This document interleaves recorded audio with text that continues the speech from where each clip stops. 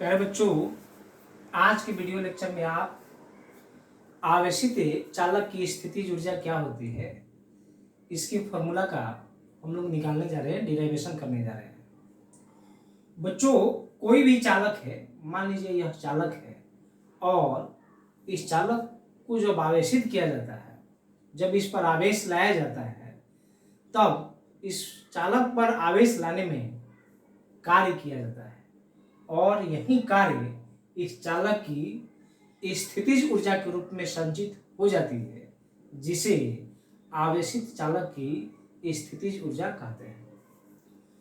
बच्चों, हम लोग यह भी बोल सकते हैं कि किसी चालक के प्रारंभिक यानी कि प्रारंभ में इस चालक पर जो है किसी तरह का आवेश नहीं है, तो हम लोग बोलते हैं किसी चालक की प्रारंभिक अनावेशित अवस्था से आवेशित अवस्था में लाने के लिए जो कार्य किया जाता है, यह कार्य ऊर्जा के रूप में संचित हो जाती है, जिसे आवेशित चालक की स्थितिज ऊर्जा कहा जाता है।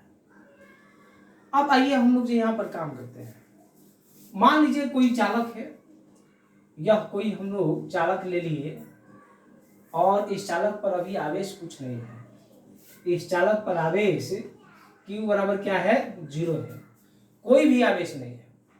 अब बच्चों, अब हम लोग इस चालक पर आवेश देते हैं तो एक बार में ही सारा आवेश उस चालक पर नहीं दे दिया जाता। सबसे पहले उस चालक पर हम लोग कम आवेश लाते हैं, तो इस चालक पर हम लोग कुछ आवेश ला दिए। अब हम लोग आवेश ला दिए Q, अब इस चालक पर आवेश आ गया Q, अब यह Q आवेश आ गया, तो आवेश का पहला भाग यह चालक जो है आसानी से ग्रहण कर लेगा, आसानी से ले लेगा। अब इस चालक पर आवेश आ गया है Q।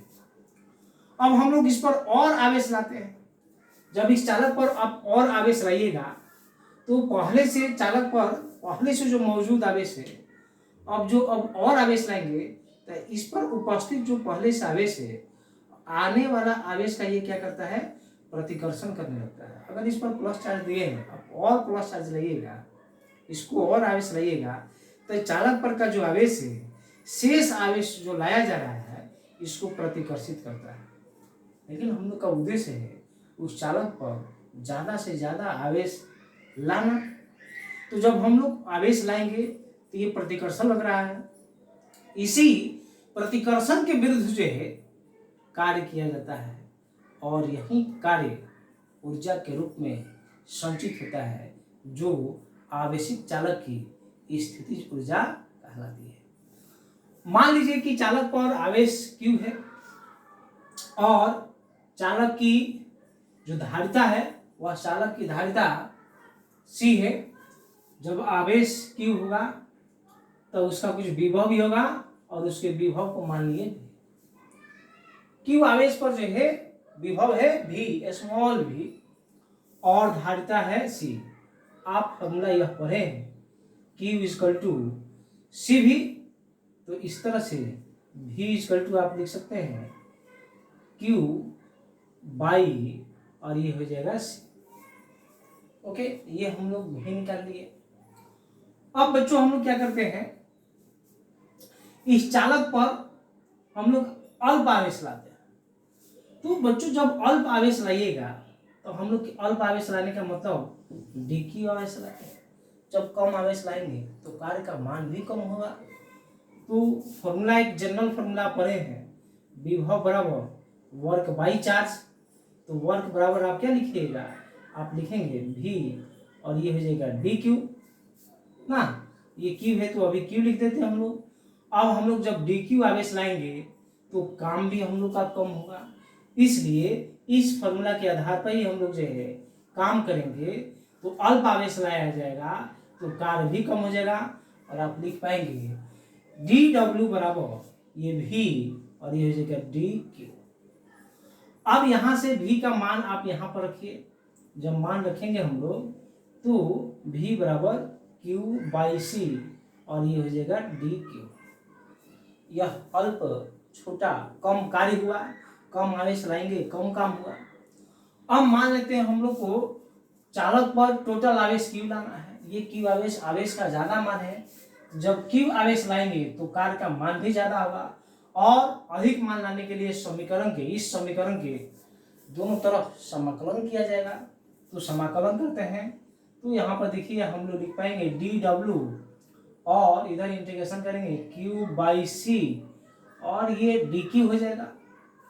जब कोई आवेश नहीं लाएंगे तो बच्चों कार्य भी नहीं होगा, और जब टोटल आवेश Q लाएंगे तो टोटल कार्य मिल गया आपका। तो हम लोग लिमिट इस तरह से लगा दिए, इसका इंटीग्रेशन करेंगे तो ये W, और आप लिमिट रख देंगे 0 से लेकर कहाँ तक, W तक, और यहाँ पर कांस्टेंट C जो है कांस्टेंट होता है, नियत होता है, इसको बाहर ला दिया तो आप यहाँ लिख सकते हैं 0 से लेकर Q, और ये Q dQ। ये आप वैल्यू पुट करेंगे लिमिट का, तो W - 0, तो यह हो जाएगा W 1/C, और इसका इंटीग्रेशन करेंगे, पावर में कुछ नहीं है तो यानी कि 1 है, आप इंटीग्रेशन करेंगे 1 + 1/1 + 1, और लिमिट लगाएंगे आप 0 से लेकर कहाँ तक, Q तक लगा दिए। इस तरह से W = 1/C, और ये Q²/2, और लिमिट लगाए हम लोग 0 से लेकर कहाँ तक, ये Q तक।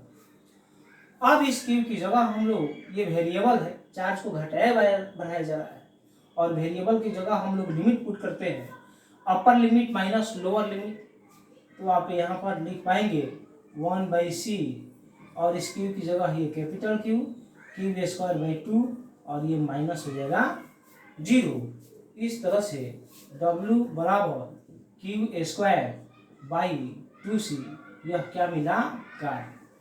और प्रारंभ में ही आपको बच्चों बतलाए थे कि जो कार्य होता है यही कार्य ऊर्जा के रूप में संचित होता है।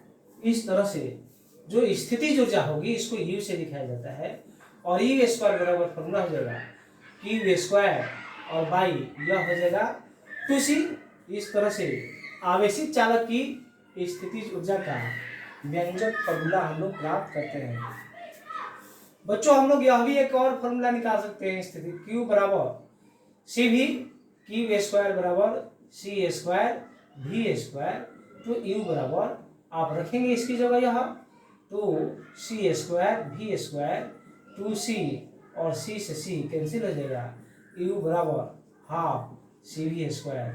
इस तरह से स्थितिज ऊर्जा की प्राप्ति भी हो जाएगी। तो बच्चों हम लोग इस तरह से कोई भी आवेशित चालक है, उस आवेशित चालक की स्थितिज ऊर्जा इस तरह से हम लोग प्राप्त करते हैं। आइए इस फॉर्मूला के आधार पर एक क्वेश्चन को भी हम लोग सॉल्व करते हैं।